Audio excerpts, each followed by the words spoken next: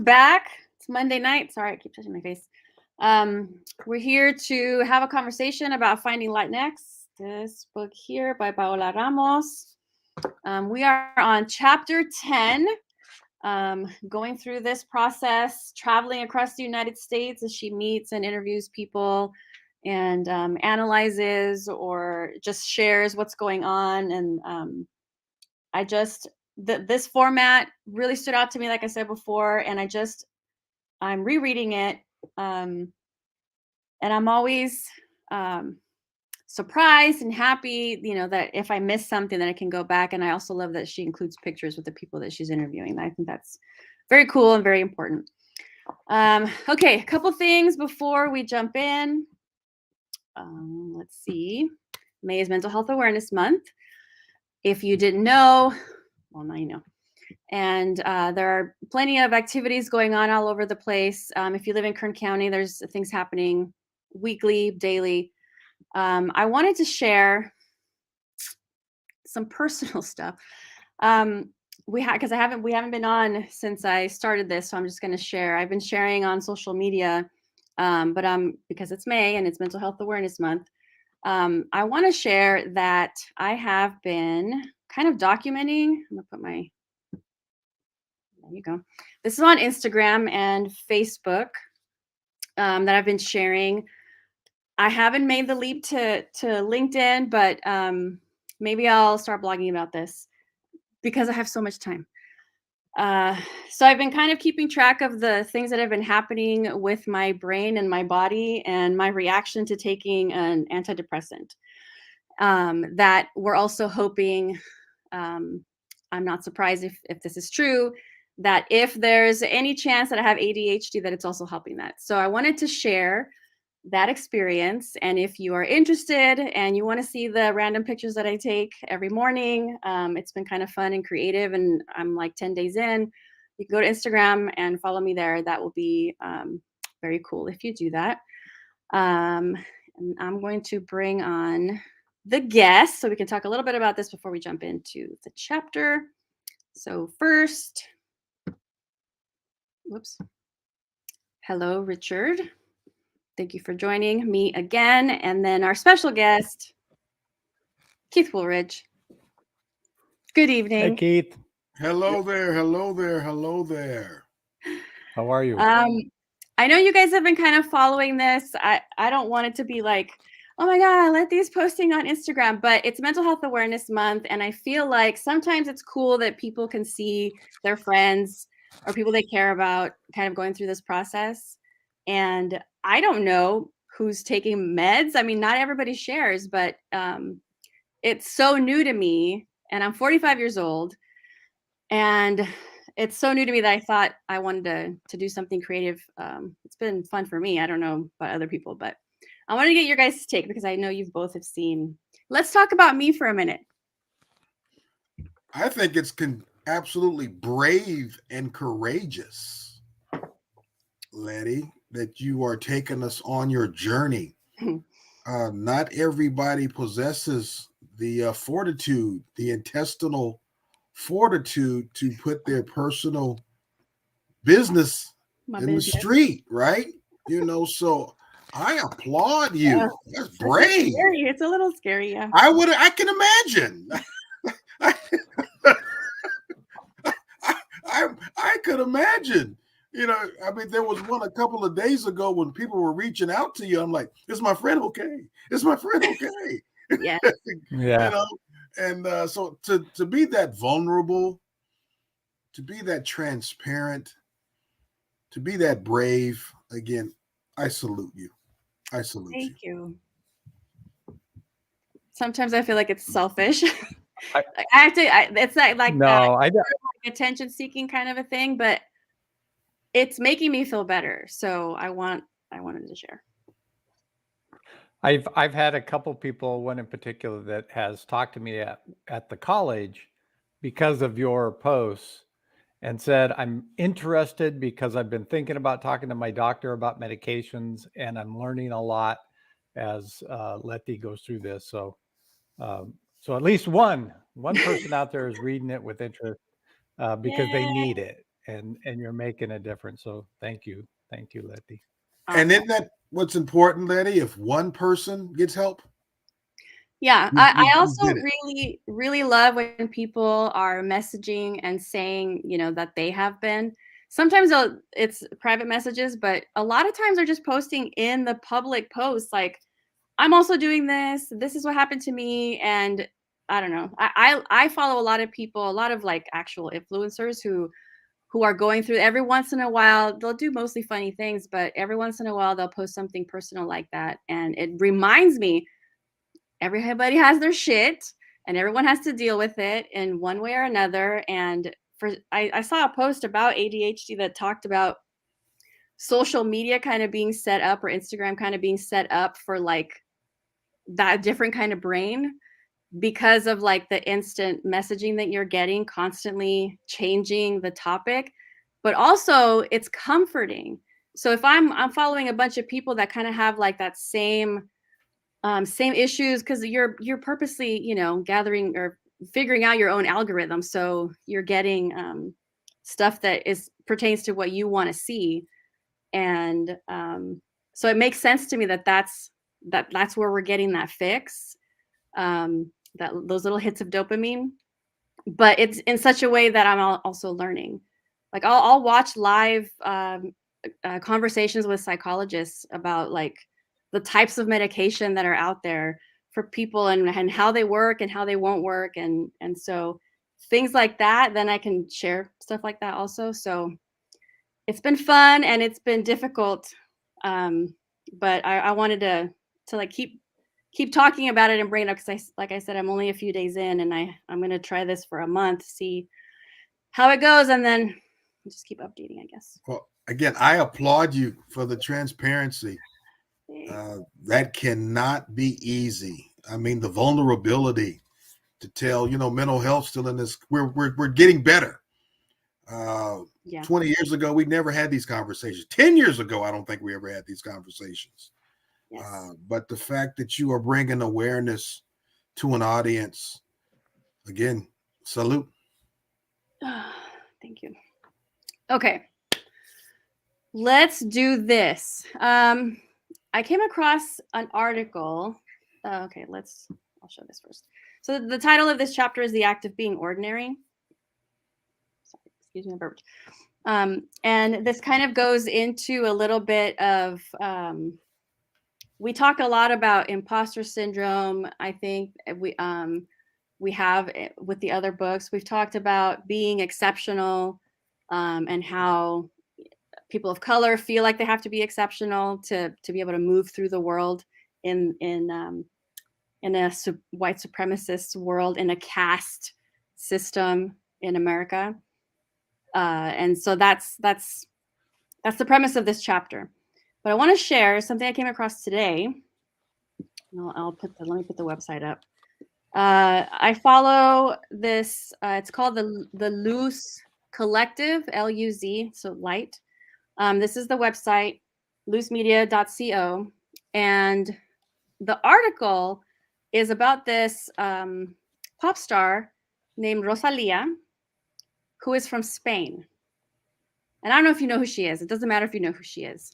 I'm gonna pull up the article so you can see a picture of her.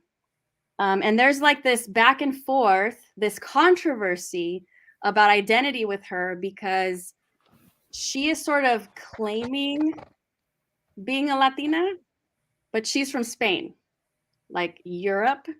And so people are like arguing online. They're calling her out. Why are you claiming this identity? If anything, you're the colonizer. Like there's all that kind of language going back and forth. And it's really coming to a head because she recently won for, is it Best Latin Album or something that really pissed people off, because there were like, I'm going to use the word actual. There were actual like Latino artists in that category. And then she wins and everybody's like, she's not even Latina.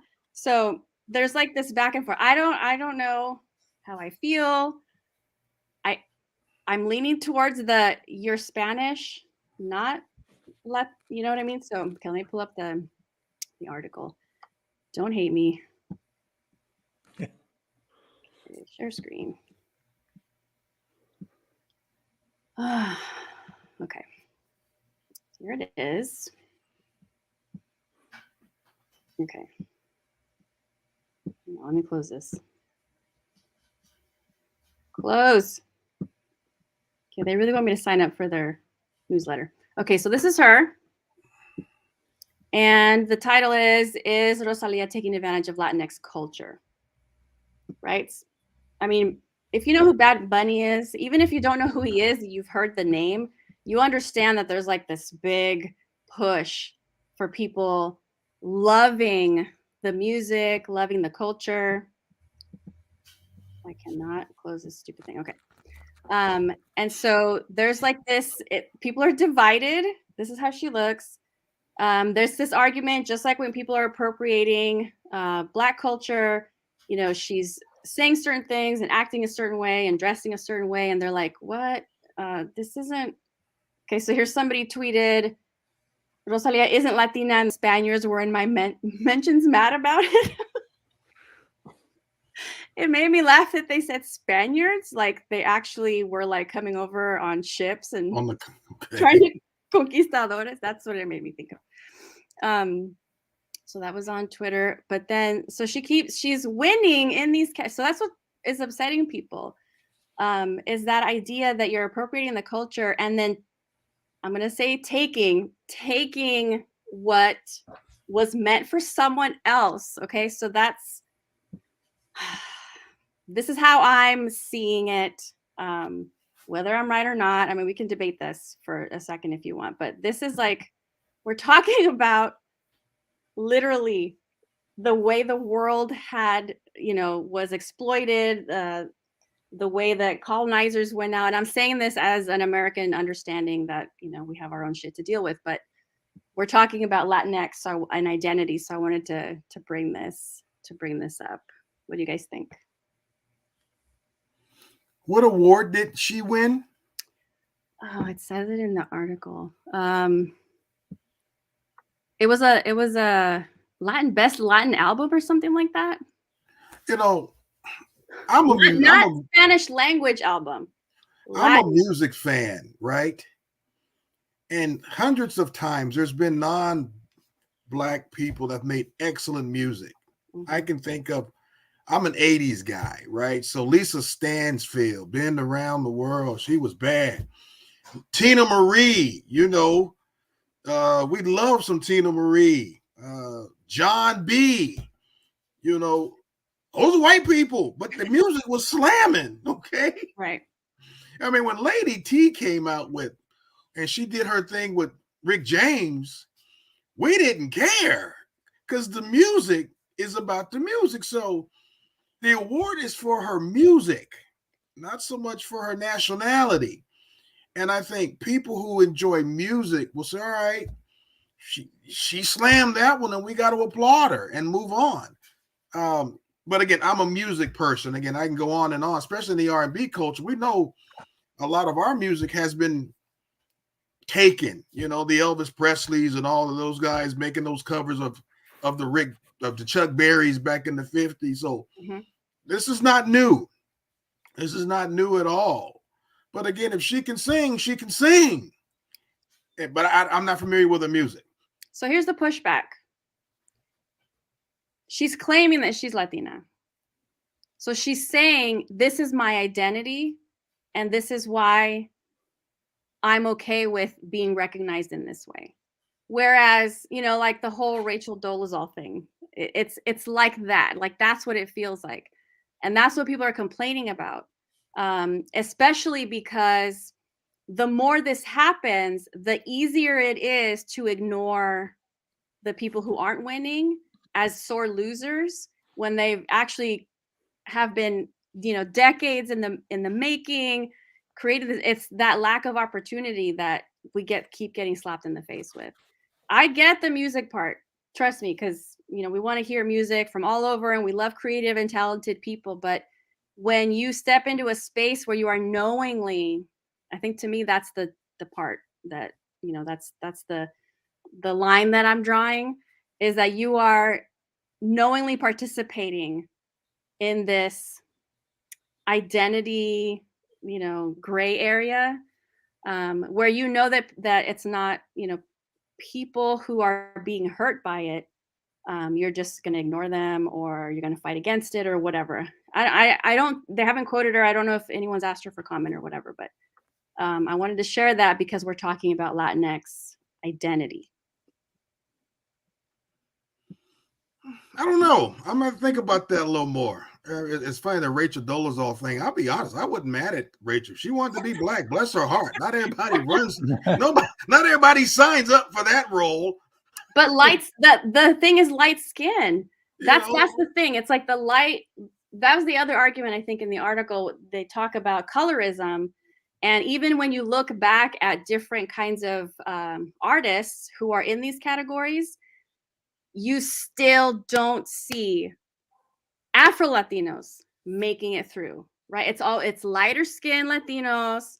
And so then there's also that conversation. So, I mean, Yeah. it's complicated. We want to not have to think about this shit. We want to just enjoy the music. But if you're going to give out awards and you're going to make money, like millions of dollars selling out stadiums all over the world because you're basing your identity on something that's not true, I mean, that's unethical. Is that what I said? But is it in the mind of the listener or the person enjoying the music? I mean, they're aware, right? How would they know for sure? They would Oh, I have to don't- I'm just really asking. know that she is from Spain and not from Latin America. And so I would feel bamboozled, I think, if like she says, I'm Latina or I identify as Latina, and then you're like, bitch, you're from Spain. Is that the only? Is there another genre? I mean, Latin music. Is there another Well, I think genre? it's I don't know what the other thing is. These awards show, like people who put the award shows together, that system is fucked up. Okay, like I said, people are getting awards, maybe leaving other people out. There's colorism, there's racism, the way that the systems are set up. Yeah, absolutely. So that you're still contending with that. And there are like, Spanish language awards, and there's like the Latin Grammys. So I don't know. It's complicated. I know. Like I have friends who are like, stop worrying about it. I don't worry about it, but I'm reacting when it happens. It's not affecting me personally, but we're having this conversation, so I wanted to bring it up. All right. And I mean, her music's okay. So. I've never heard of this. The first, so thank you. I'm now I'm curious. Yeah. Now he's gonna go out and buy the album. I'm gonna listen to it on Spotify before I buy it here. A little, there you go.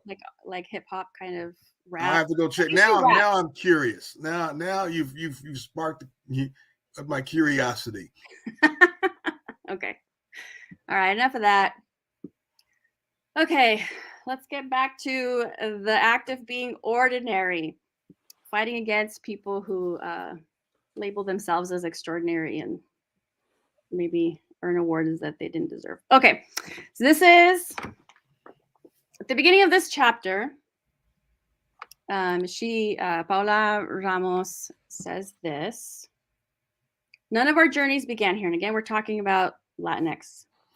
None of our journeys began here. And here is the United States, like as it stands today. So if, you're doing any kind of ancestry or family tree, the majority of people, no matter how many generations back it takes, they're not going to start necessarily here because of the infiltration, right? This is all over the world. But when you're in the US and you're a Latinx person, you do constantly think about this because there are family members outside of the United States, maybe in another country. So that's something that is true just in our culture, just constantly thinking about it. Our essence as a community is that the majority of us can look back and trace our origins in a faraway land. Like that phrase to me stands out. It's like fairy tale kind of. And it's almost like there's like this lack of understanding of what that means in the faraway land, that there's no connection to you. That's kind of like I reacted to it in that way. But I wanted to kind of put this out, have and have you think about what that means for yourself, maybe culturally speaking, and then considering what that means to your Latinx students or coworkers, family members. Who wants to go first? I know in the African American culture, there's kind of been a renaissance of, going back to the diaspora. Mm-hmm. There's been this whole movement over the last 5 to 7 years. It's probably why you've also seen a resurgence of HBCU enrollment increasing. That this Generation Z that are now college students are like, wait a minute, for you, are my grandparents, even your great grandparents, parents, tell us more. We want to find out more about that faraway land, if that makes any sense, what I'm trying to convey. Because part of assimilation, especially for those of us of color, is not to forget, but put in the back of your mind where you're from. Especially, I can speak for the African American culture. We, for the longest, we had these awful imagery of Africa.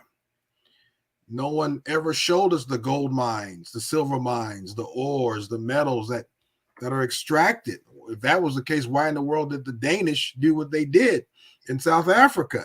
If this was a poor, backwards jungle nation, right? Mm-hmm. But that part has never been taught nor told well from the Atlantic to the Pacific Ocean and all places in between.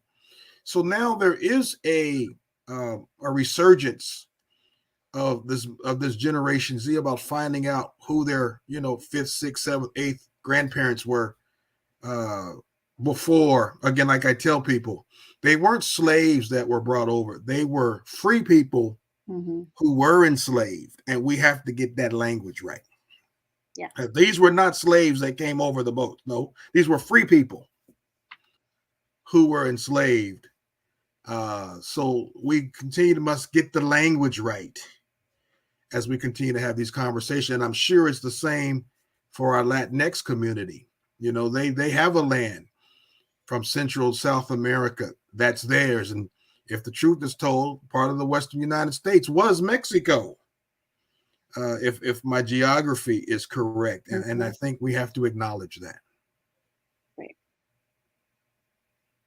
Richard, do you want to share anything? Yeah, I'm thinking about at the beginning of the chapter, she talks about the stories migrating, that the stories migrated with us. And then that statement made me start thinking, how did my stories, did it? And then I realized what I know about my European culture was in history books.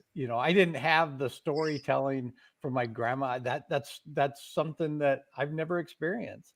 I feel like I lost out, but in that discussion and understanding, I mean, the most I know about my actual background, where I came from, I just learned this year when I did my DNA with the and that I was Norwegian, and here I always thought, boy, I'm Irish, I'm German, I'm all these different things from relatives, but truly not really understanding what my background is. And so so then I started thinking about the amount of stories that, if the history books aren't telling the stories of migrants, and they're bringing the stories with them, the importance of family and communicating those stories and understanding what that's about. And to me, it's the richfulness of that kind of discussion and the culture that comes out of that I think for white people, we're just learning that these stories exist and starting to tell them. I know at the college with one of our history professors, he's running projects to get people to tell their stories, to open up and tell their stories and go through that to record and document the stories that a lot of immigrants and migrants to our area, and documenting those stories. So it sort of brings that faraway land maybe a little closer, is my thoughts. Yes. I think for families who are constantly talking about these stories and sharing these stories, it just is part of existing. And it's, we're sort of, I don't want to say blocked, but discouraged. I mean, still today to kind of like share that. There's still like some kind of stigma associated with it. It's like if you're not in a supportive community where people are kind of coming together to make sure that if there is trouble, I remember a few years ago, when ICE was like really making the rounds and like going after people when they were dropping their kids off at school and shit like that. Yeah. That like around here, it was like, are you kidding me? And then people were like trying to intervene, like let them drop their kids off. And it got crazy. So there's like this there's fear. How prideful can you be before someone tells you that you can't be too prideful in your culture?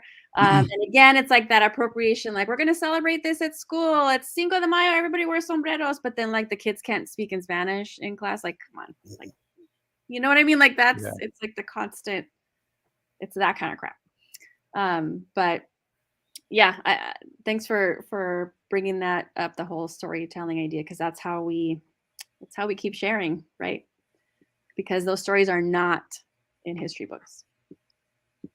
Okay, Black immigrants face double punishment in this country. No matter what they do, they can be criminalized by the color of their skin or the stamp on their passport. During this part of the chapter, she was just again like hitting on that point, because the interview that she has with I have it here, Jonathan Jays Green, who founded the Undocu Black Network, or undocumented people who have African descent, coming from all over Latin America to the United States. And so there's this extra layer of, like I was saying, fear or discrimination, racism, that comes with that. Because again, like we were talking about in CAST, people are not going to get past the color of your skin. Like that, it's going to be like, even when they're good, kind people working to help you with something, that's still the first thing they're going to see. So her point here was about the Cuban detainee there was a news story that she was watching. She's saying it's uncommon to hear stories about undocumented Cuban detainees. And in the last chapter that we discussed 2 chapters ago, I think it was, there was a whole conversation about Miami and Cubans and, light skin, the whole colorism thing. And it's like Cubans are all light skin. Like that was the thing. Like anyone who had any darker skin does not exist. In Brazil, like the census takers, they're not counted in like a lot of Latin America, like those kinds of things, even in Mexico. So it's this conversation that adds that extra layer of being ordinary, trying to be ordinary, trying to just live and exist. Do you guys have a reaction to this idea? Like that? I didn't realize this until after I read this chapter, honestly. Right. And then I was going back through the text, and the author writes, she says, "You're damned if you do, you're damned if you don't. Black immigrants face double punishment in this country. Mm-hmm. No matter what they do, they can be criminalized by the color of their skin or the stamp on their passport. One of the biggest punishments Black immigrants face in this country is forgetfulness. They are very likely to be forgotten by American society, just as they are in their own home countries, out of sight, blended as Black Americans here, out of mind." that was a huge paragraph for me. I'm a Kindle guy. I literally had that just highlighted and underlined about one of the biggest punishments Black immigrants face in this country is forgetfulness. I can't imagine that, right? That, all right, the first, to your point, there is colorism. They're going to be judged as an African-American first, till they maybe open their mouth or say something. Then they realize, oh, you're not. Okay, now that we realize that you're not Black, however, what are you doing here, buddy? Now let's take a look at your status, right? Papers. That's almost a double jeopardy. Yes. That's a yoke, right? I didn't realize that, Leticia, until I read that chat. It never crossed my mind that our darker brothers and sisters, again, from, like you say, Cuba, Brazil, maybe even Costa America, in the islands, it never crossed my mind, because I did realize for the first time there was colorism in the Hispanic culture. I wasn't aware of that until a friend of mine said she was ugly. Well, what do you mean you're ugly? Well, her grandmother used to tell her she was ugly because based on stay out of the sun. Right. What are you talking about? There's beautiful coca skin, right? What do you mean stay out of the sun? Well, I didn't realize that until, again, this chapter, where if you are a darker skinned immigrant, you get a double whammy. And that forgetfulness, your people at home forget about you. Wow. Yes. That was huge for me. That was a major takeaway for me. And she says often when she's specifically calling this stuff out, she says, I myself have sat in rooms where we're having a conversation about immigration, because she used to work for Hillary Clinton. So there's a lot of conversations about like how to prep for debates and stuff like that. And she says, and I know that when you're sitting in those rooms and you're having the conversation, unless someone specifically calls out darker skinned immigrants, when you are talking about immigration, people immediately think about Mexican immigrants. And when you think about people who are doing it right, you think about light-skinned Cubans in Miami. She said, I do it all the time. Like, when I picture an immigrant crossing the southern border, it's like a mom and her kid. And I don't think anyone that we would consider Black in America crossing the border in that way. Like you have like these preconceived ideas, and even someone who's like researching this stuff and talking about it on a regular basis, doesn't immediately include everyone in the thought processes. So, she admits, like, I did not even consider that, especially like undocumented. We don't think of anyone looking like an African-American being undocumented in this country. Right. Well, at least I don't. Like, immediately I'm just thinking about like Latinos coming, trying to get status here. So this was really interesting, especially since the person that she was talking about in this paragraph was like a doctor. He was a doctor. Yeah, he was a doctor. And now he's lost in the system. Like, 10 months go by. Sorry, I have to cough. No, that really, excuse me. I didn't realize, you're right. That's not the picture that comes to mind. A darker Afro-Cuban, kinky hair, Afro. That's not the picture we've painted, right? That's not the sight we're used to. What is she? Also, the Afro-Panamanians, our brothers and sisters from Panama. There's some guys in Panama. They have as much melanin in their skin as I do, and it never really dawned on me about these our Latin Afro-Panamanians. Now, what's interesting, that goes to show how far the African American or the African culture has seeped into South and Central America that we don't talk about, right? So that means those people were trafficked to Central and South America as well. When you get the Afro-Cubanos, Afro-Panamanians, so that will be worth investigating. That's another topic beyond this conversation. She talks about in the book, at the beginning of the book, the earlier chapters, saying, people don't realize the amount of slavery that happened in Latin countries and outside of the U.S. And in fact, the majority of slavery was outside of the U.S. Right. A lot in the islands. Yeah. Yeah. I didn't know that. Well, this is why we're learning together. Yeah. So because of this, specifically this doctor, this educated man who is fleeing Cuba and gets caught up in the system and is now in a detention center, even though he is a trained professional medical doctor. And we just don't have like the capacity to even think outside of our own, racist country.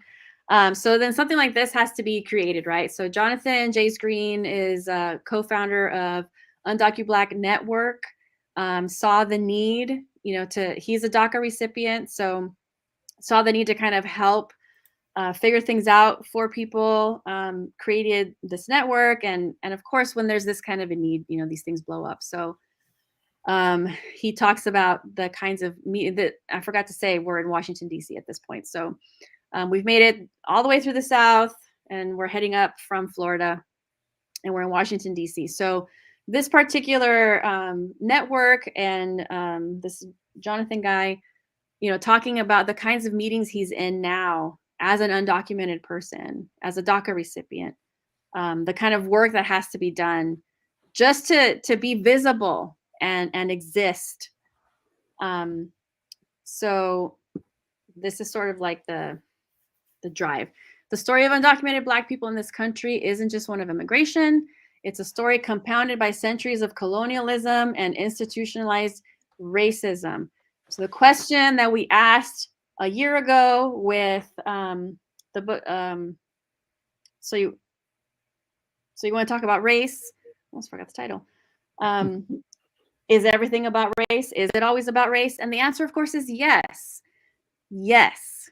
Because none of the things that exist now would have come to fruition the way that they did if the system wasn't based on that, on bringing human people here to help build this country, right? The systems exist the way they do because that's everything. Like we said, everything's working the way that it's designed to work.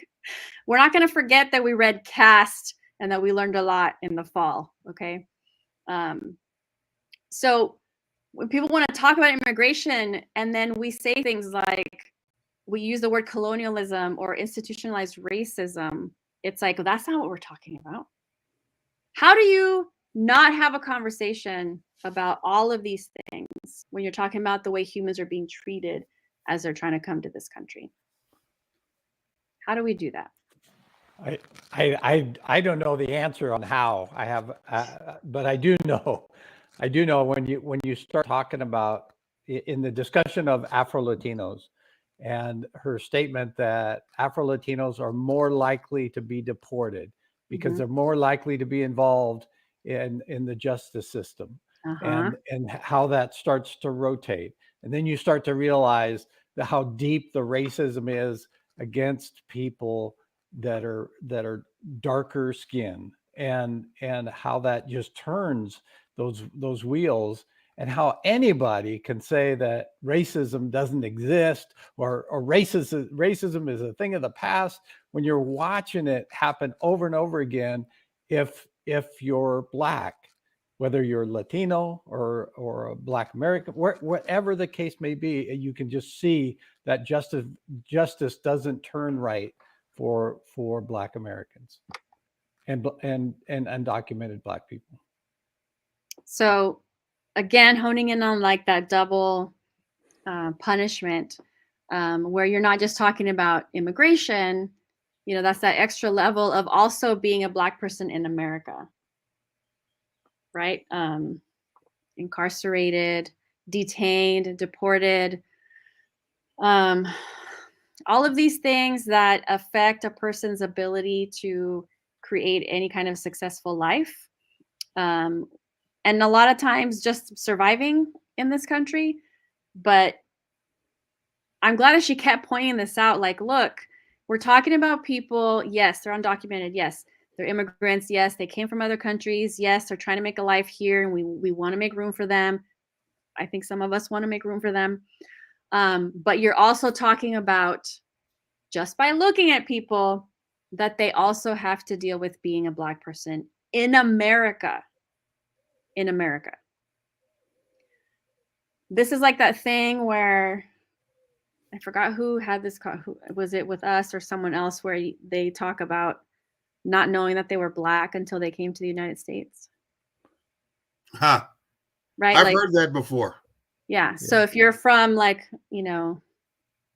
predominantly dark-skinned country, like, that idea that you're Black doesn't exist. It exists here. It was created here. So this, being undocumented, being an immigrant, but then also dealing with this additional layer of discrimination or somehow being caught up in the system. Do either of you have experience with students?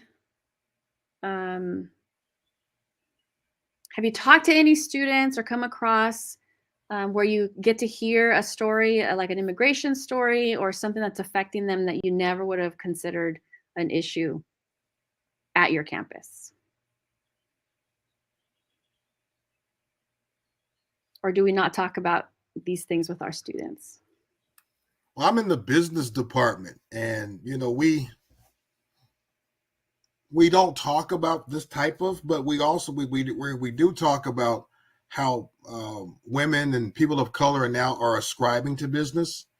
That they're now, I show specific videos of minorities that are CEOs, like the CEO, the CFO of Starbucks, the CEO of Tasanda Duckett, TIAA. I show the guy who was an Asian gentleman who started DoorDash. That I have these videos from the Stanford School of Business, MBA School of Business, and I specifically do show women and people of color that are CEOs. Not everybody is Steve Jobs. I can't call names tonight. I've had a long day. Amazon. They're not all white men that are CEOs. Kenneth Chenault, he was American Express, African-American gentleman.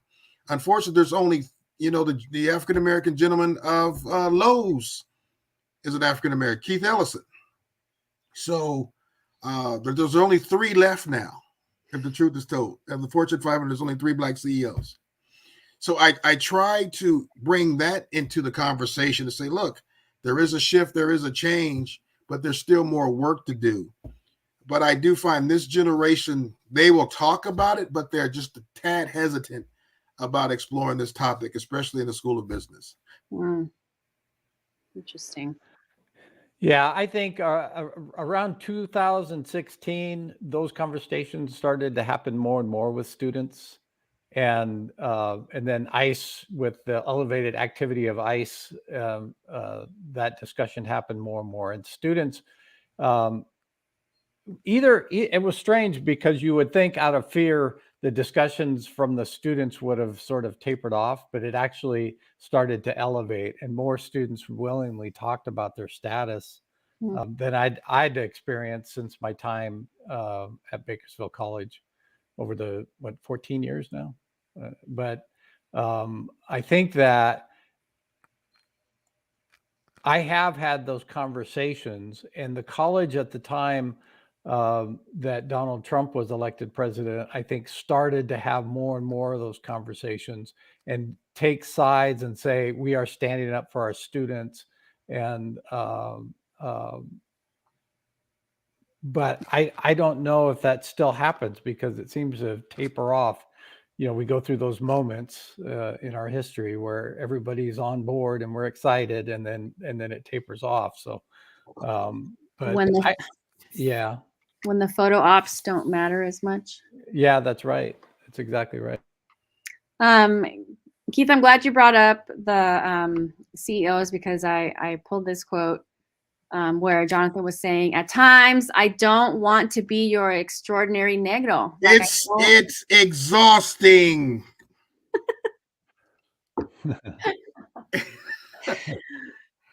So, I mean, I know you want to share those examples. Like, look.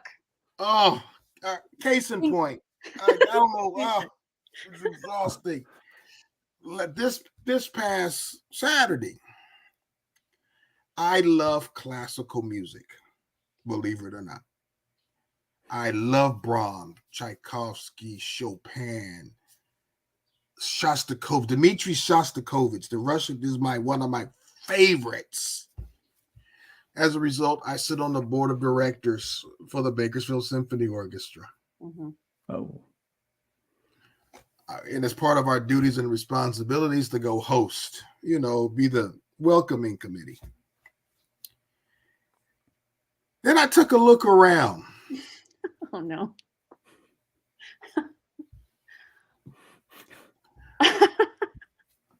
I was the one of 4 people that looked like me at that concert. Damn. And you could tell that I got and I knew a lot of the people that were the audience members. Mm-hmm. And you can sense, well, he's the different one. Keith's the different guy. He's the super, I don't want to say super Negro, and people don't mean it that way. No. But you can tell. You can just tell, he's not like I've been told, Keith, you're not like the others. I'm not like the others. Would you mind defining me who the others are? Mm-hmm, mm-hmm, mm-hmm. Oh, Keith, how you've done so well, and you're so spoken, and you're just, it's exhausting. Am I supposed to be a mumbling idiot? Oh my I'm supposed that. Isn't that what my parents raised me to be? But again, African Americans, just like I'm sure in the Latin culture, because we know how this situation, this culture is, that's embedded in us to be twice as good, 4 times as good, to be the extraordinary, because we know how the system in this country, and that's just to be par, right? To be 4 or 5, right. Just to be par, just to get the chance, to participate. There's no guarantee that you're going to move beyond that point, but it's like, we're going to let you get a foot in the door because you are showing promise. Leticia, I can't tell you the pressure, Richard, the pressure once your foot is in the door. Yeah. No faults, no foibles, no fumbles, because it's there is a pressure, especially as an African American male,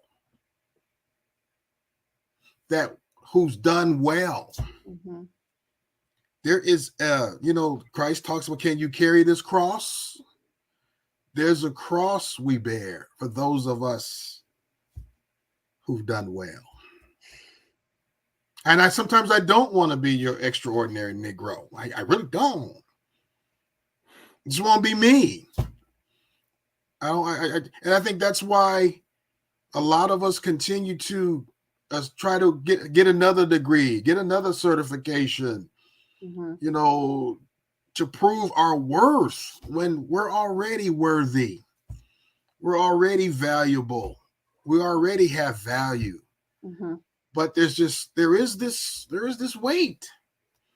And again, and it's passed down generation to generation. I have to be careful not to pass it on to my daughters. Right. To say you are already worthy, you're already extraordinary, you're already blessed, you're already gifted, despite what others may think about you. But I have to tell them, you're an African American woman. It ain't gonna be the same. And I'm still having that conversation with my daughters that my great-grandparents had with me. Yep. Yes. And all of these things build on each other.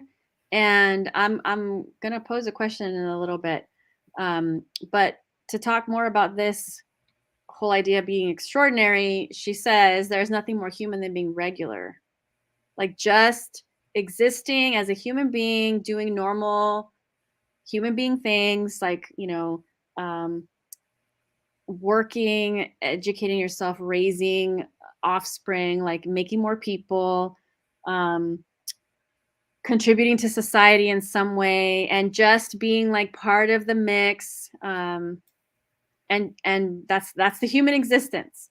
So why constantly, consistently being told that the work has to be extraordinary, you have to be extraordinary, like you're saying, you can't mess up, you can't speak out of turn, you can't, it's that veil, right?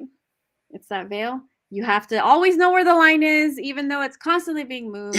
W.E.B. Du Bois talks about the veil in the souls of Black folk. Mm-hmm. I would ask your listeners to go back and review. I think it's chapter 3, chapter 4, when he talks about the veil, where there's just this unseen boundary. Mm-hmm. There's this veil that we all wear, especially those of us of color, that we know don't go that far, don't step out of this line. Kind of have to have just a little deference. A little deference. I had to tell a friend again Saturday, a lot of my politics have shifted to change. Well, I don't understand why. Either you're going to the other side. Wait a minute. Don't I not have the right to evolve as a human being? Right. And he got real defensive. Like, man, we going to have the conversation. Now is not the format or the time. We'll go out for a cup of coffee, young man, and we'll discuss why. But he was almost taken back that now, hey, man, he's shifting. He's changing. What's going on here? Like, we don't have that right to evolve emotionally as men, right? See me as a man first. Mm-hmm. See me as a human being first, not one who has stood out above the rest. Because I tell you, Richard, it's exhausting. And I'm very good at what I do. I do believe I'm very good at what I do. But I work at it. That's why I'm good at what I do. I read like you can't believe, but I think that's part of that pressure of being bigger, better, faster, more up to date, overthink and overperform. Constantly. It just becomes part of what who you I do. am. It's who I am. I think it's my DNA now, right? To overperform, to overthink, to run faster. Because even then I still know, and it's a fear that it can be taken away. Isn't that sad? Yeah. Yep.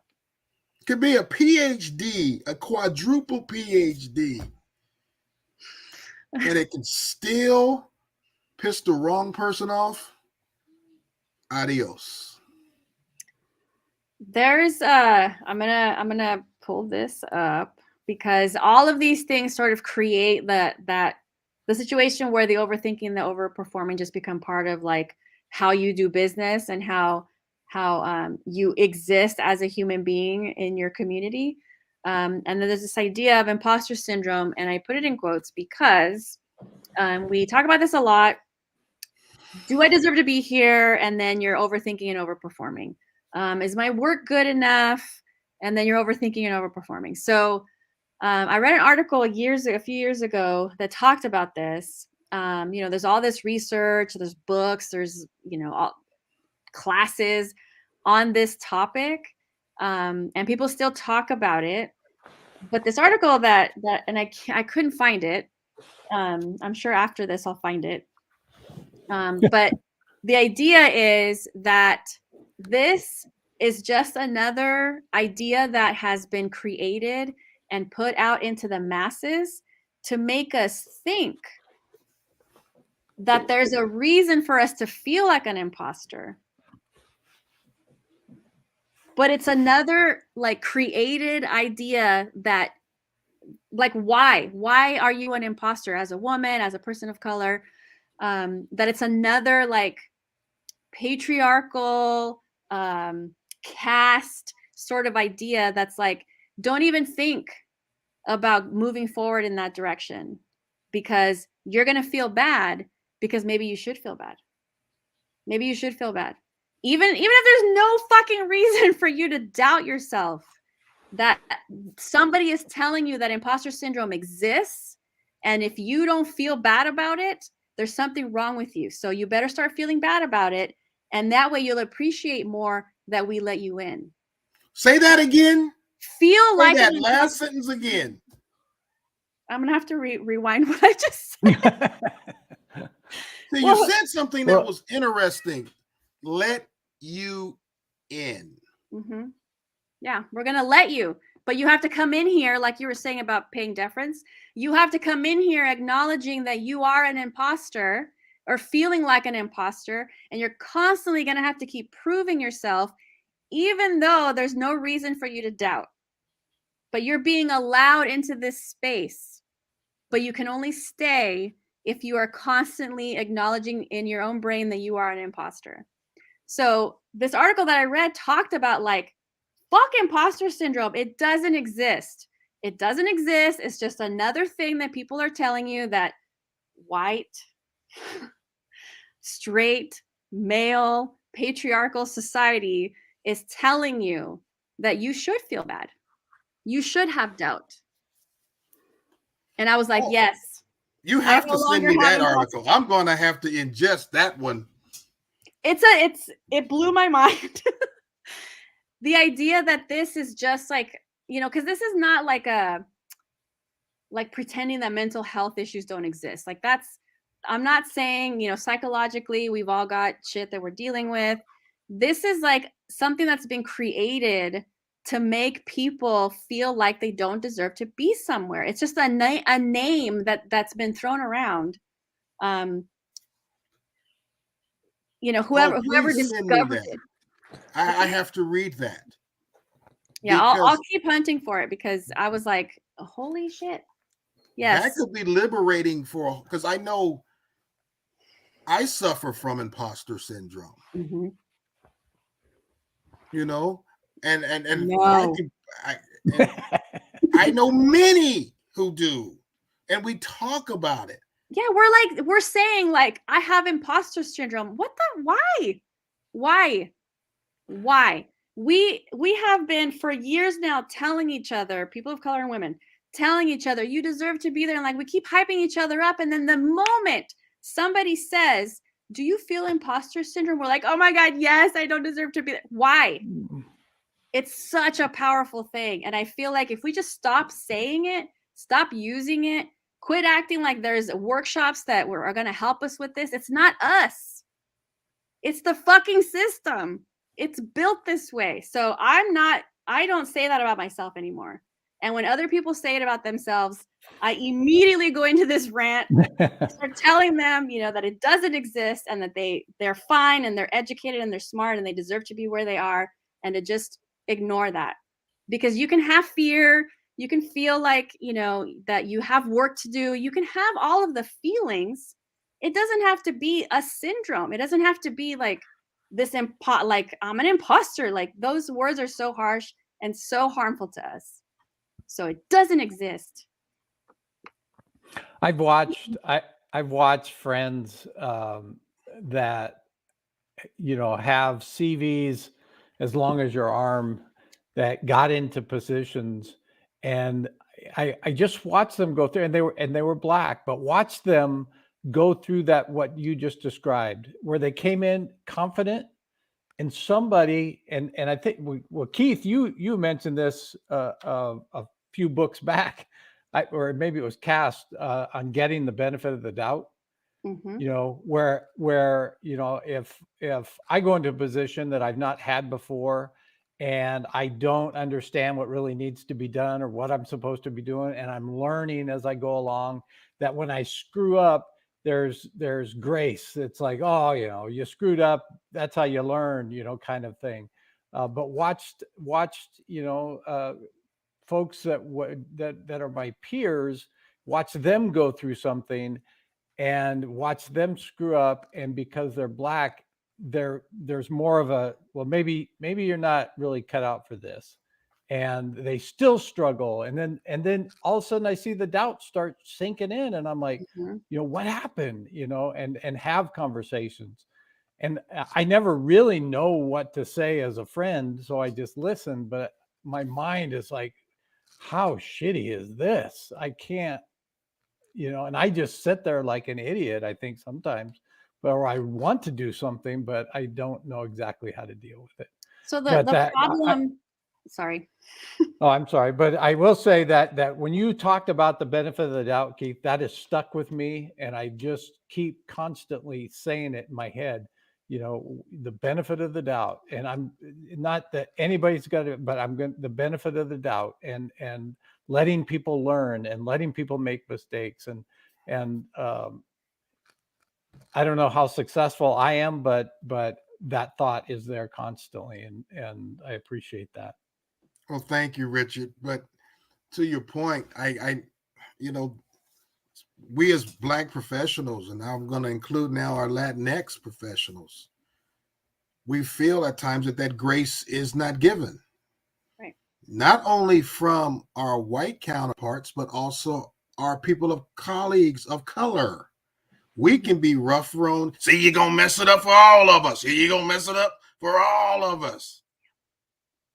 We can be tougher on each other than sometimes of our white counterparts because of this imposter syndrome. The one Superman for the race. You are a credit to your race. What are you talking about? What are you talking about? Are you saying my race is bad? Is that the implied statement here? That my race is bad and I'm better than those in my race? No. But even some of us of color, if we're honest with ourselves, we've bought into that as well. That we are the super Negro. We're the super Hispanic. You know what I'm talking about. We're the super one, right? We're the chosen. Yep. And society has a way of picking out one or two and highlighting them as the exemplar. And what comes with that is all these rights, privileges, and benefits. And I feel special. I can go on and on and on and on. I write a book about it. Yes, I can. Yeah. The other thing that I just want to point out is, again, this idea that syndrome implies that there's something, like wrong that's being diagnosed within ourselves, right? So we're like that somehow we're exhibiting symptoms of some syndrome, and it just that's why I'm like, I absolutely agree. It does not exist. I have to read that, boy. Would you please? All right, I'll hunt it down. I will hunt it down. Because that is a life-changing concept that 55-year-old men will go, what the hell have I been doing? Yes. And what am I perpetuating to my children? Yes. And to our colleagues, like the idea that we're like, oh, I get it, imposter syndrome. No. Fuck that. That's a paradigm shift. Yay. Okay. Yeah. Okay, so we talked about overthinking or performing. Okay, we spend so much time trying to paint immigrants and Latinos in this nation as extraordinary beings. And maybe the key is to show how regular we are too. Just like regular, middle class, hardworking, raising families, kids in school, college, paying for college. These things that we think are like American, and we just trying to be regular Americans without like that added, you can't move forward in life unless you're extraordinary. Okay. We're at the top of the hour. So any additional, anything stood out that I didn't pull out of for quotes? I'm messed up now, to be honest with you. My whole it's liberating. I mean, I'm now See, It and takes that's practice. I know me, Leticia. Mhm. That means danger for me. No. Because now Woolrich will say, you know what? I got It's something that's been on my mind freedom. that I need to tell somebody. Then that's where wisdom is going to have to be the word of the day, right? But that liberty, that freedom may change this middle-aged man's life once I read that text. Well, so here's what I'll say about what it did for me. You know, we're constantly told, especially women, you know, bring your own chair kind of mentality, right? There's no seat at the table. Bring your own chair.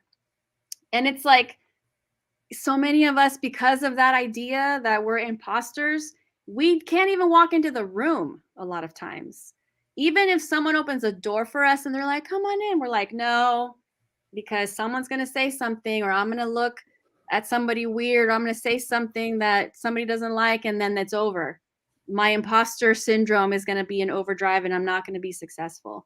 So for me, it was like walking into the room knowing that I deserve to be there based on whatever experience and education I have, and then figuring out how to make it work like you would in any other circumstance anywhere.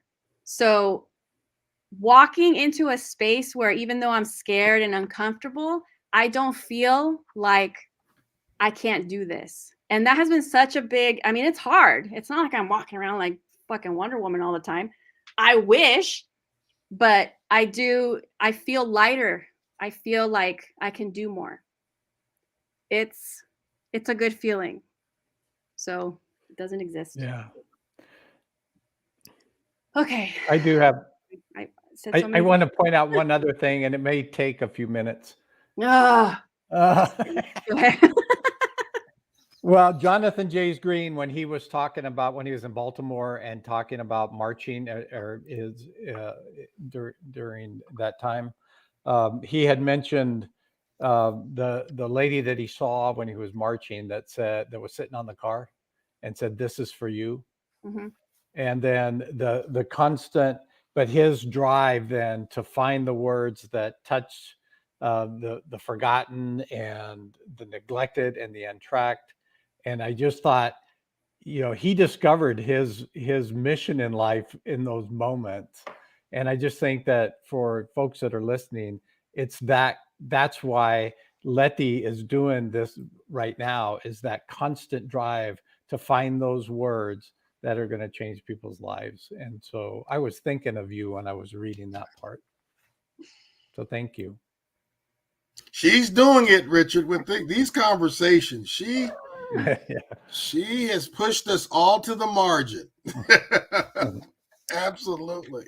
It's how we do. Okay. Thank you both for, especially today. I don't know why I went off on all kinds of rants. It's a great conversation. Please read the book. Keep following up with us. Next week, it's chapter 11. Mike Walsh will be with us to talk about being invisible. That is next Monday. And then again, Mental Health Awareness Month. Seek out whatever you need. Seek out people, information during this month. There's a lot going on. I know people are paying more attention to this. There's still stigmas, but I think the more we can talk about it, the better things will be for all of us. Okay. And we're done for tonight. Join us next Monday, everybody. Have a great week. All right. Thank you. Bye. Thank you.